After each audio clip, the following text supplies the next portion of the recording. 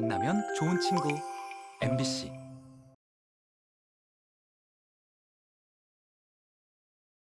내가 가장도 돼야 하고 내가 엄마도 돼야 하고 심지어는 내가 선생님도 돼야 해요. 그 애한테.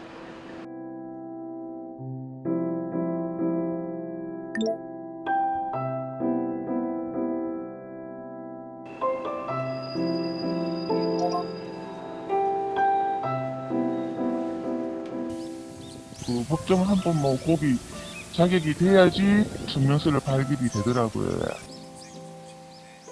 정말 정부 지원이 절실하거든요. 그런데 아무리 두드려봐도 정부 지원이 안 돼요.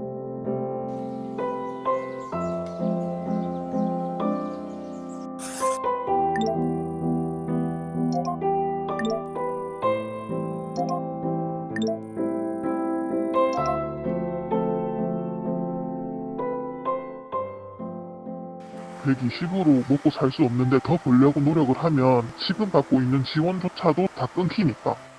밑바닥에서 계속 허우적대게끔 나라가 만들고 있는 것 같아요. 진짜 그냥 사실은 그걸 넘어서서 벌어야지 자기 노후 자금도 준비하고 하는데 이 20만 원 때문에 그 선을 계속 유지하는 거죠. 한부모를 시혜의 대상으로 여전히 보고 있다는 겁니다. 안정적인 가족 기능을 유지하고 자립할 수 있도록 함이 이 지원의 어떤 목적이에요. 제도가 법을 위반하고 있는 거죠.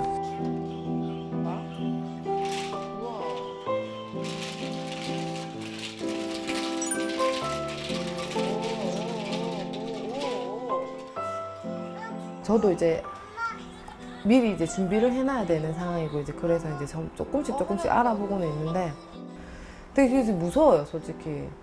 저는 혼자니까 아프다고 하면 뛰어가야 되고 이러니까. 유치원에 보내놓으면 집에 가야 되는데 집에 데려다 줄 수가 없으니까 뭐 저희가 만약 8시까지 일을 하는 일을 구했다 그러면 애는 4시에 오는 4시 반 이렇게 되면 집에 오는데 애를 받아줄 사람도 없고 돌봄 선생님은 못 구하니까. 그 한부모 가정이 아닌 그러한 이제 가정인 경우에는 남편이라든지 혹은 시부모님이라든지 아니면 나의 친정 부모님이라든지 부모님들이 누군가가 와서 돌봄을 해줄 수 있는 대신해줄 수 있는 역할자들이 존재하는데 특히 모자 가정인 경우에는 가족 해체가 이루어지다 보니까 본인이 돌봄 서비스를 요청하려고 해도 돌봄을 지원해줄 수 있는 가족이 아무도 없는 거예요. 라니 치카도 잘 시켜주고요. 대단 친구예요. 아빠. 아까 먹었어요. 봅시다. 쉬가 나오고 있나? 아동의 건강한 성장이라는 관점에서 또 한부모든 양부모든 이 가정을 안정적으로 유지하기 위한 지원이라는 관점에서 좀 보편적으로 좀 이루어질 필요가 있다. 돌봄의 문제도. 수호, 너 수박 또 먹을 거야? 그럼 수박을 또 사야겠네. 수박이 없다. 수호야, 수박 사러 갈까? 수호야, 수박 사러 갈까?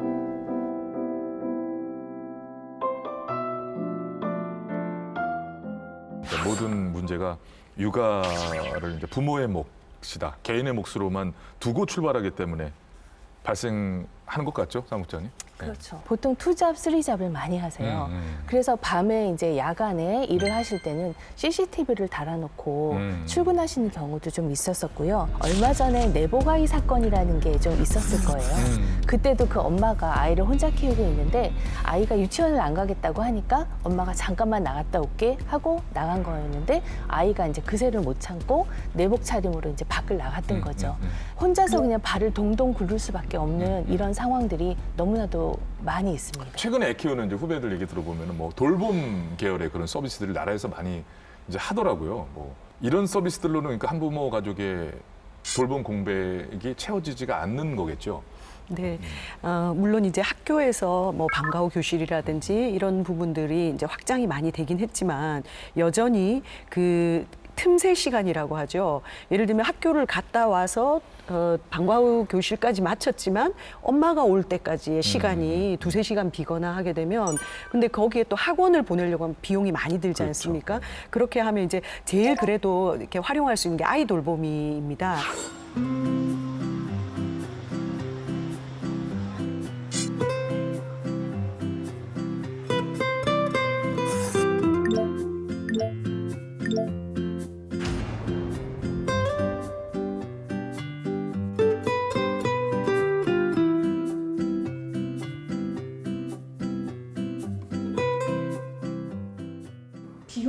정도 부담은 없으셨어요? 커요. 이게 지원 시간이 적다 보니까 8, 9월 되면 이제 그때부터 좀 주춤주춤 하는데 쓰는 돈이 막 제 사비로 뭐 진짜 한 달에 8, 90만 원 쓰고는 못 쓰니까 그래서 부족하긴 해요. 시간당 원래 1,500원이면 초등학생은 2,200원, 2,500원. 그것도 주말에는 더 비싸져요.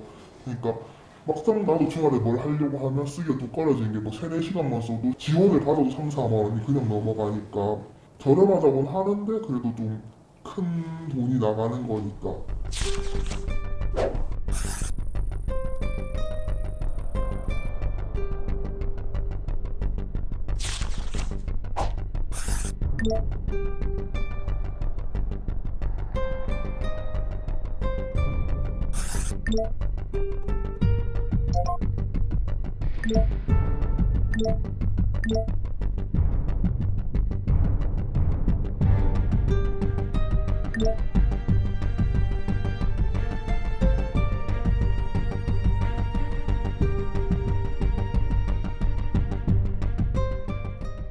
한부모 가족의 돌봄의 문제들을 지자체가 고민하고 있다면 그런 기존의 사업들을 지자체가 좀 보조하는 방식도 고민해 볼 수 있을 것 같아요. 아이 돌보미 사업 같은 경우에 자기 부담금을 한부모 가족의 경우에 지자체가 일부 상쇄시켜주는 방식에 대한 부분들도 고민이 조금 필요한 것 같아요.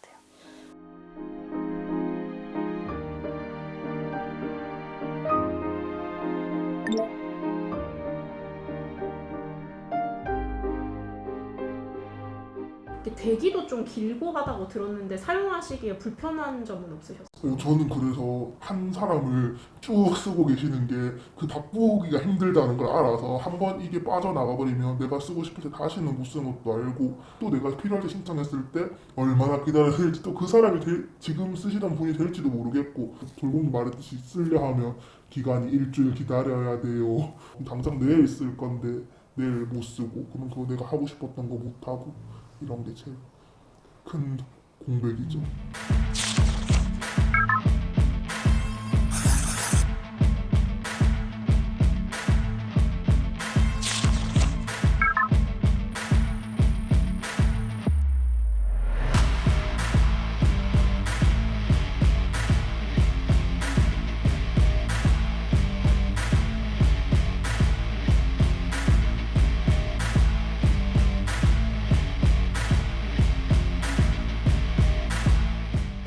아이 돌봄 서비스 같은 경우가 네. 한부모 가족들이 이제 활용하기가 제일 좋은 게 소득 분위에 따라서 한부모가 내는 비용이 그래도 좀 저렴합니다. 민간이 네. 실제로 쓰려면 109만 원이 든다고 하지 않았습니까? 그나마 이제 비용이 좀 저렴하게 아이 돌보미 선생님들 이렇게 이제 쓸 수 있는데 이게 문제는 아이 키우는 예를 들면 맞벌이라든지 다른 가족들에게 열려 있다 보니까 대기자가 많아서 돌보미 선생님을 좀 도움을 받고 싶어도 그렇게 못하는 경우들이 굉장히 많습니다. 이 한부모 가족은 좀 전에 보셨다시피 대체제가 없습니다. 그러니까 다른 친인척에 의해서나 뭐 부모님에 의해서 돕는 분들이 거의 없는 경우가 많기 때문에 공공 서비스가 사회가 아이를 키우는데 같이 돌봐야 되는데 특히 이제 이 긴급 돌봄 같은 부분이 빈틈이 너무 많습니다. 예를 들면 그런 얘기들 하세요. 갑자기 이제 한부모가 입원을 하게 됐는데 아이는 뭐 5살, 뭐 8살인데 이 아이들을 누구한테 맡기고 병원 치료를 일주일을 받아야 되는데 그렇죠. 예, 그런 경우는 더 막막합니다. 데리고 사실은. 입원하신 분도 있어요. 네, 그래서 그래서 이 공급을 좀 충분히 늘려서 아이를 돌보는 부분들에 있어서 좀 문제 없이 양육할 수 있는 시스템들이 좀 더 이렇게 확장될 필요가 있습니다. 네. 돌봄 계열의 이런 서비스들이라는 게 보편적인 복지의 범주 내에서 누구에게나 필요하고 있어야 되는 건 맞습니다만 더욱더 취약한 한부모 이제 가족을 위해서는 이 돌봄 프로그램이 별도의 게 정말 필요할 것 같거든요. 개별 한부모들에게 지원되는 게 아니고 네. 주로 이제 시설 한부모들에게 나가는 서비스인 경우가 많아서 대구시나 부산시 같은 경우에 이제 6억 한 6,800만 원이 편성이 되어 있는데 이게 이제 시설에 있는 아이를 돌봐주는 비용으로 편성이 되었기 때문에 일반 한부모들이 이용하기에는 여전히 턱없이 부족하고 들여다 보면 시설화의 돌봄 서비스 지원이라고 그래서 시설에 속해 있는 그 네. 경우에만 또 사용할 수 있고 그런 상황이군요. 이 보편적인 돌봄이 좀 필요하겠다. 그 학교에서 사실 돌봄을 못 받으면 지역아동센터라든지 이렇게 좀 여러 층위가 있는 돌봄이 있거든요. 근데 거기에 있어서 저소득이 가는 게 이제 지역아동센터고 뭐 이런 식으로 굉장히 낙인감이 또 있다고 하니까 이 아이들 돌봄에 있어서도 보편적으로 그래서 누구나 돌봄을 받을 수 있는 이런 시스템이 좀 마련됐으면 참 좋겠다라고 생각이 예, 듭니다. 맞습니다. 뭐 완벽하게 수준을 뭐 어느 정도로 정한 다음에 우리나라에서 태어난 모든 아이들에게는 이 정도의 교육과 돌봄을 뭐 제공해야 한다 이런 얘기를 하는 게 아니잖아요. 어떤 지점이 굉장히 생각보다 낮고 기본적이잖아요. 그것만큼은 할 수 있어야 된다라고 생각이 들고 그러니까 공공의 도움을 받기 어렵고 그렇다고 일을 그만둘 수는 또 없고 생각만 해도 너무 막막한데요. 이 상황으로 상정을 하니까 참.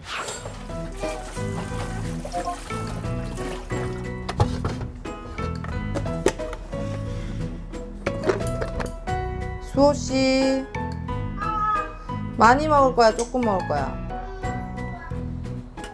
아이가 어릴수록 아이만 보고 대화 상대가 없으니까 조금 내가 안 그러고 싶은데도 다운될 때가 종종 있어요. 한 번씩 이렇게 막 나락으로 떨어질 것 같은 그런 느낌이 들 때가 있어요. 얘는 아침에 일어나면 똑같은 텐션으로 똑같이 노는데 난 내가 이렇게 텐션 떨어졌으니까 대화가 제일 필요한 것 같아요. 이런 한부모 가정들한테는 혼자 아이를 키우는 사람들한테는 왜냐하면 이런 배우자가 없으니까 부재니까 아이에 대한 이런 서비스도 필요하겠지만 그 엄마 자신에 대한 서비스도 조금 필요하고 치과도 한번 해준다 그죠? 치과 아까 노란 색깔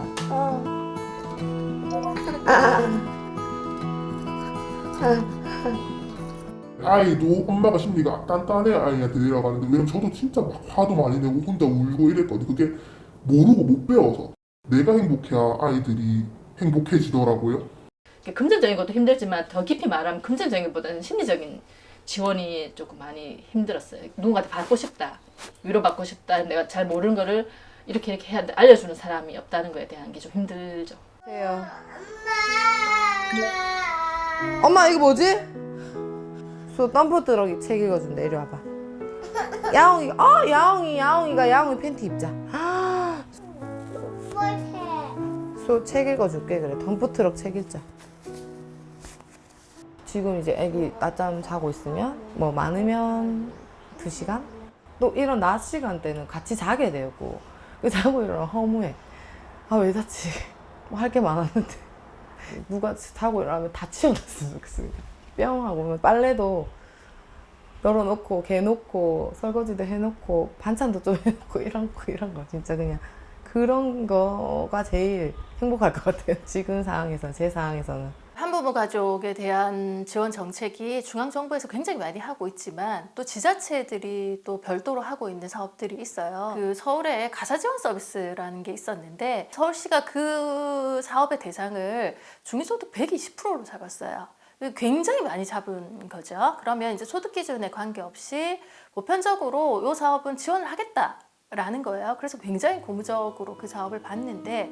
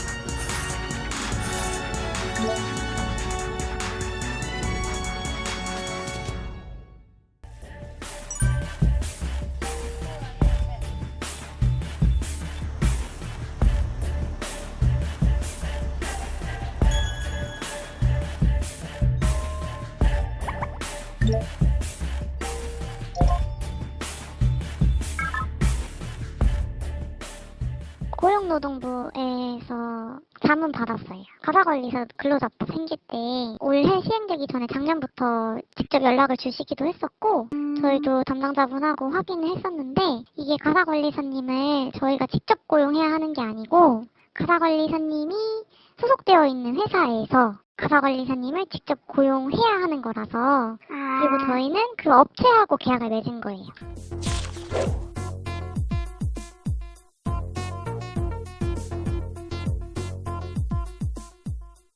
작년에는 저희가 직접 이렇게 도우미들을 선정을 해가지고 교육까지 시켜가지고 이렇게 했었어요. 그때는 이제 우리가 시범으로 20가정만 할 때여가지고 몇 가정 안 되니까 이제 가사관리사 서비스 그 지원 법이 나와서 그 막 노무 관계도 막 생기고 좀 복잡할 것 같아서 직접 본인들이 플랫폼을 통해서 서비스를 이용하고 그러고 나서 이제 신청을 하면 그 비용을 지원해주는 걸로 그렇게 바꿨어요.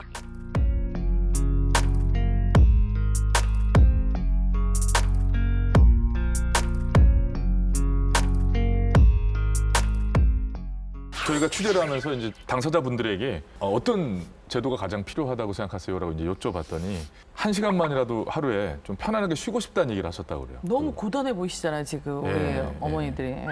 자, 오 박사님. 그러면 네. 부산시나 대구시에는 한부모를 위한 돌봄 서비스가 어때요? 없는 거예요? 예산 사업들을 봤더니 한부모 가족과 관련된 지원 사업은 아이를 그냥 양육하는데 좀 집중돼 있고 뭐 이건 당연한 내용이고요. 모든 한부모 가족 아이들에게 돌아갈 만큼은 또 충분하지도 않고 그러다 보니까 뭐 한부모를 위한 전반적인 돌봄까지는 좀 열악한 편입니다. 시간 빈곤을 얘기 안 할 수가 없는데요. 2022년에 빈곤이 이렇게도 저희하고 가까이 있는데 시간마저 빈곤하다는 게 이제 한부모들의 공통적인 특성이고요. 그래서 서울에서는 가사 지원 서비스라는 게 있어요. 그래서 일주일에 한 번 정도 오셔서 좀 정리하고 이렇게 수납하는 걸 도와주시고 집안도 좀 치워놓고 해서 굉장히 만족도가 높은 사업으로 나오고 있습니다. 그 일을 해주시는 동안에만이 아니죠. 그걸 이제 해주셨기 때문에 그렇죠. 생기는 시간이 또 있을 것이고 그건 정말 큰 도움이 될 것 같거든요. 네네. 이 제도는 2018년부터 이제 그 시행이 됐는데요. 한부모 가족을 대상으로 지난해 335가구 총 6,067회 정도를 예, 우리 가족들이 이용을 했고요. 96% 이상이 만족한다고 앞으로 계속적으로 이 제도를 시행했으면 좋겠다고 얘기를 하고 있고요. 네. 자, 서울시에서 이제 5년 정도 지금 현재 된 거죠. 횟수로 돼가는 거죠. 그죠? 이렇게 시행했으면 사업 효과는 뭐 검증이 된 것 같은데. 자, 부산시, 대구시 우리 쪽 얘기해 볼게요. 이거 한대요? 어떻게 한대요? 아직까지는 소식이 없네요. 그래서 옆 동네 경남도 지금 이제 시범적으로 했고 예산이 좀 비슷한 뭐 광주시도 지금 뭐 합니다. 그래서 결국에는 예산의 문제가 아니라 예산의 우선순위를 어디다 설정하느냐 지자체 단체장의 의지의 문제죠. 경남 같은 경우에는 이제 지원 조례에 이제 있다 보니까 그걸 하기가 더 좋아졌는데요.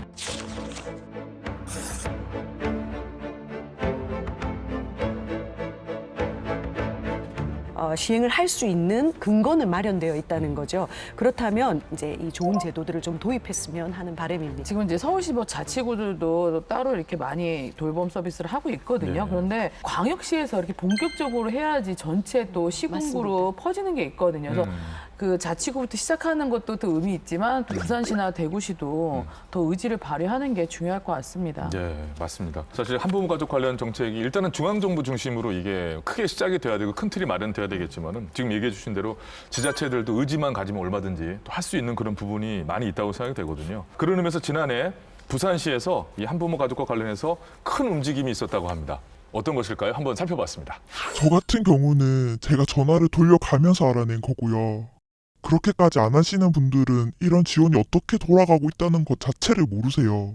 모르니까 안 하는 거예요. 제 생각에는 모르니까 안 하는 경우가 더 큰 것 같아요. 좀 그렇게 알려주셨으면 좋겠어요. 어떤 뭐 이런 게 아이들을 위한 것도 있다, 뭐 엄마들을 위한 것도 있다 이런 것 자체를.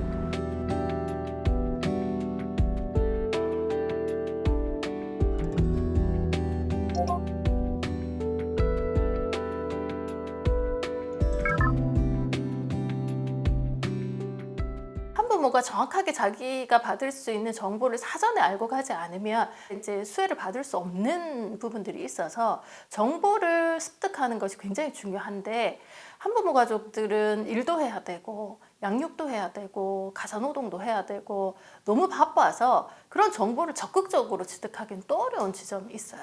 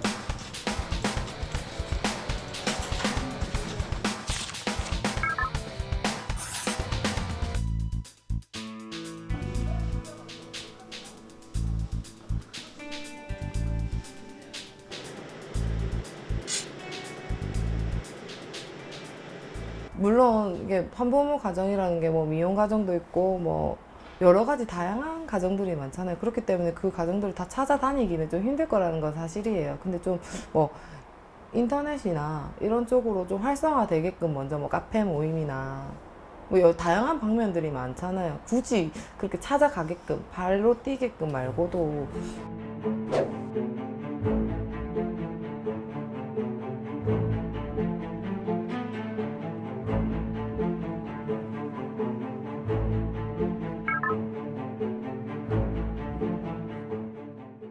그 가족센터도 올라오고 보거든요. 과연 맞벌이 혼자 아이 킨 엄마 중에 아이와 함께 오후 3시, 4시에 수업을 들어올 엄마들이 몇이나 될 수 있으며 평일 7시에 무슨 부모 교육 관계를 한대요.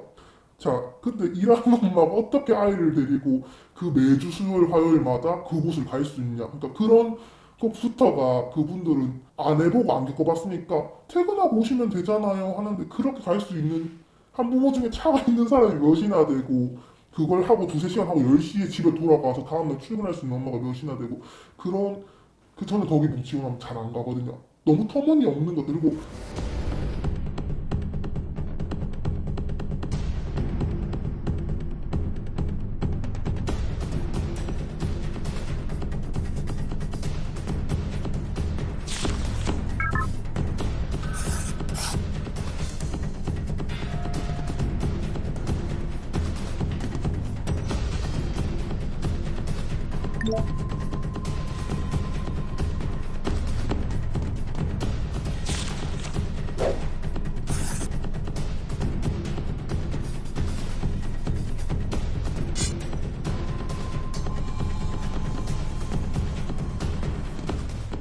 우 박사님, 그래도 부산시에 전담 조직이 생겼네요. 지금 이제 서울시하고 경남에는 한부모 가족 지원 센터가 있습니다.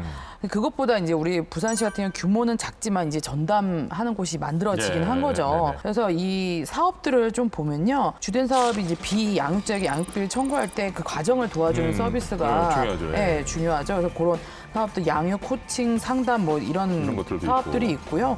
저는 이 사업도 또 중점적으로 해야 되는 사업이지만 직접적으로 정말 양육자한테 도움이 되는 사업들을 더 확대시키는 게 맞다고 보거든요. 뭐 코칭, 상담 이런 것들은 바로 실생활에 도움이 안 될 수도 있거든요. 그래서 좀 긴급한 내용들도 바로 그 좀 지원하는 시스템 마련했으면 좋겠다는 생각을 해봅니다. 예, 그러네요. 많은 분들이 이용을 하면 그래도 좀 의미가 있지 않겠어요? 뭐 더 근데 나아질 의미는 뭐 거고. 있죠. 예. 그래서 부산시 한부모 가족 사업단 그 성과를 좀 1년 네네네. 성과를 좀 볼게요. 전체 뭐 이런 서비스를 이용하는 가구는 한 714가구 정도 됐습니다. 예. 양육비 이행 진행이 된 게 32건, 완료가 14건. 이거 너무 미미하지 않아요? 부산시에 한부모 가족이 아까 15만 가구라 그러는데 32건에 완료 14건이요? 네. 이건 너무 미미한 거 아닌가요? 그래도 뭐 시작이 반이니까요. 네. 그래서 지금 그 지원 사업단이 말이 전담 부서이지 예산과 인력이 너무 적은 거죠. 서울시 같은 경우에는 2022년 예산 기준에서 15억 1,800만 원 정도 되거든요. 근데 센터 직원이 14명이나 돼요. 예. 근데 부산시 지원 사업단은 예산이 2억 원에 전담 뭐 직원이 한 5명 정도. 규모가 아주 확 차이가 나죠. 한부모 가족 센터가 또 전국에 이제 2개지만 서울이 가장 크고 거기에서 처음으로 시도하는 사업들이 굉장히 많아서 아까 가사 서비스 지원이라든지 뭐 맞춤형 컨설팅 같은 것도 좀 하고는 있는데요. 아직도 이제 저소득에 좀 한계가 맞춰져 있는 이런 거기 때문에 방향 전환이 좀 필요할 것 같아요. 서울시만 하더라도 벌써 서울시에서도 이런 얘기가 나올 정도니까 경남도 그럼 마찬가지. 네, 경남도 이제 사실은 그 부산만큼이나 지원 규모가 그렇게 크지는 않습니다. 않는데 그나마 그래도 센터가 있기 때문에 여러 정보들이 그 센터를 통해서 공유가 되는데 이 일반 한부모들이 좀 깃들여서 정보도 받고 그 안에서 좀 같이 이제 자조 모임도 하고 성장하고 할 수 있는 그런 기회들이 좀 더 만들어질 필요들이 있는 것 같아요. 센터들이 그런 역할들을 좀 더 해야 될 것 같습니다. 임신 출산부터 양육 돌봄까지 쭉 전반적으로 원스톱 서비스로 찾아가는 서비스가 돼야 된다고 봐요. 그래서 빨간불이 켜지는 데는 찾아가서 지원을 해줘야 되는 거예요. 네. 저는 네. 찾아가서 하진 못하더라도요. 우리가 저 당사자들 찾아갔을 때 좀 잘 됐으면 좋겠어요. 한 번이라도. 네. 안내라도 잘 받고. 그러니까 그 동사무소 직원이 몰라갖고 데려 알려줘야 되는 상황이라는 거잖아요. 네. 사실 어찌 보면 다 예산에 걸려 있다고 생각이 들거든요. 예산이 확실하게 확보가 되고 규모를 키워나간다고 하면은 좀 성장을 시킬 수 있을 것 같은데 이건 앞으로 좀 개선의 여지가 있지 않겠습니까? 그래도. 네, 그런 면에서. 맞습니다.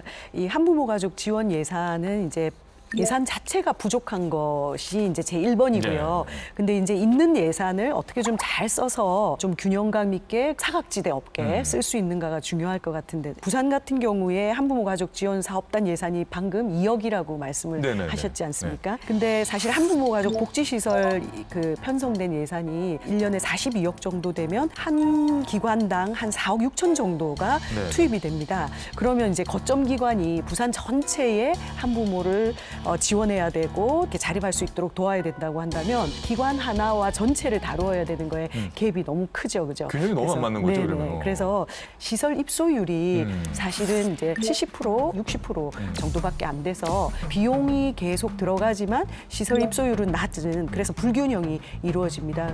워낙 노후된 기관들이 많다 보니까 너무 협소해서 아이를 그곳에서 키우기가 굉장히 어렵고 또 시설에 함께 모여 있다는 것 자체가 굉장히 낙인감이 돼요. 아이들이 집에 가야 되는데 시설로 가게 되면 친구들 보기에 좋지 않으니까 부모님들은 그냥 원룸이나 아주 작은 집을 얻더라도 시설 말고 밖에 나와서 살고 싶어 하시거든요. 그래서 이런 부분이 이제 앞으로는 시설의 방향도 조금 변화되고 그 예산도 좀 더 필요한 곳에 좀 서로 각오해서 또 개선이 필요한 부분입니다. 그러니까 예산이 없다고 하면서 지금 예산 투여랑 현실이 매칭이 그렇죠. 안 되는 거죠. 바로 그 부분인 거죠. 입소율이 지금 많이 떨어지는데 왜 시설에 더 많이 투자를 하고 직접 지원을 안 하고 이런 부분들이 문제가 있습니다. 그런 거죠, 그런 거죠. 대구는 그 지금 시설 한 개소당 투입된 예산이 평균 5억 원이라고 나왔습니다. 그리고 비슷하네요. 예. 근데 대구시에는 거점기관이 없는 걸로 그렇게 나오거든요. 그래서 어떻게 지금 실행되고 있는지는 사실은 안 되고 있는 거죠. 네. 예, 이렇게 됐을 때 정말 한부모들이 정말 너무 대구시의 한부모 가정은 좀 어려운 상황인 거죠. 어렵죠. 결국에는 뭐 반복적으로 생각하게 되는 게 인식의 어떤 출발의 점에서의 인식의 문제 같다는 생각이 자꾸만 들어요. 자, 오 박사님. 이렇게 예산 편성에 불균형이 있습니다. 아시다시피. 예산 박사시잖아요. 팅커벨. 이게 어떻게 해야 돼요, 그러면? 뭐 간단하죠. 예산을 더 투입해야겠죠. 보통 그렇겠죠. 예. 특히 이 수요자들한테 좀 조사를 할 필요가 있어요. 어떤 것을 진짜 원하는지, 어떤 사업을 할지도 잘 결정을 해야 되거든요. 그렇죠. 예산 낭비가 안 효과적으로. 되게. 기왕지사 하는 거 없는 예산을 돈에 투여해야 되고 효과적으로라도. 적정하게 다시 좀 개선이 돼야 될 것 같습니다. 이게 시급하다면 굉장히 시급한 문제라고 보여서요. 일단은 지금 현재 있는 예산을 늘려가는 방법을 찾음과 동시에 가장 효과적으로 집행하고 사용할 수 있는 부분들도 정말 디테일하게 좀 깐깐하게 짜내야 되는 시점인 것 같고요. 자, 지금까지 저희가 나눈 얘기들 좀 정리를 한번 해보면 이렇습니다. 저소득 가구, 시설 이제 입소자 지원 뭐 이런 식으로 조건부 지원이 이루어지고 있다. 그리고 한부모 가족 지원에 편성된 예산 자체가 이미 적다. 그마저도 한부모 가족 전체에 골고루 돌아가지가 않아서 결국에 많은 한부모 가족들이 혼자서 많은 짐을 짊어지고 가고 있다. 뭐 이런 얘기로 정리가 되는데 저는 그런 생각을 합니다. 아이가 있을 때는 그나마 지원이 또 되지 않습니까? 근데 이 빈곤의 선에 계속 묶어 놓으면 아이만 양육하다가 아이 크면 지원이 끊어져요. 노인 빈곤. 예, 그러면 이제 노인 빈곤으로 가는 거예요. 우리 대한민국이 OECD 국가 중에서 노인 빈곤 1위거든요. 여성 빈곤도 1위고요. 이게 이런 그 자립하고 자기 역량을 강화해서 내가 스스로 일할 수 있는 어떤 근거들을 만들어주는 제도로 같이 가야 되는 측면이 있습니다. 한부모 가족과 관련한 사업들은 예산도 규모도 모든 게 너무 최소한으로 어떻게 좀 이렇게 하는 신용만 하는 것 같다. 실효성은 너무 적고 디테일도 많이 떨어진다. 이런 느낌이 드는 게 오늘 얘기의 또 결론인 것 같아서 좀 아쉬움도 큰데요. 자, 오늘의 이 이야기도 큰 출발점이 되었으면 하는 그런 바람을 또 가져보면서 또 우리 세 분의 한 줄 평 한번 들어볼게요. 가난 증명은 그만, 기본 복지는 두둑하게. 그래서 적극적 지원을 통해서 보편적 가족으로서 건강하게 살아갈 수 있기를 바랍니다. 네. 저희가 외쳤던 구호인데요. 비정상 가족은 없습니다. 예, 우리도 보통의 가족입니다. 한부모 가족을 어떤 시혜의 대상, 일시적인 지원의 대상으로 볼 것이 아니라 주체적으로 자립할 수 있도록 해야 한다는 어떤 인식의 개선이 필요하다고 보고요. 어떠한 형태, 어떤 모습이든 이 가족들을 받아들일 수 있고 어떤 가족이든 보통 가족이 되는 사회가 만들어지길 바란다는 말씀 드리면서 오늘 방송은 이만 인사드리도록 하겠습니다. 자, 예산 추적 프로젝트 빅벙커 다음 시간에 또 새로운 예산으로 잘 준비해서 돌아오도록 하겠습니다. 시청해주신 여러분 고맙습니다. 약자다, 저소득이다, 불쌍한 사람이다가 아니라 같은 부모면 똑같은 학부모고 학교 가서 똑같은 엄마 아빠로 그냥 치고받을 수 있었으면 좋겠어요. 그냥 한 가정의 형태지 다른 건 아닌 것 같아요. 키우는 거 똑같고 살아가는 거 똑같고 단지 그냥 한 명이 없다는 걸 뿐이죠. 지금도 최대한 밝게 살려고 노력하고 더 밝게 살아야겠다.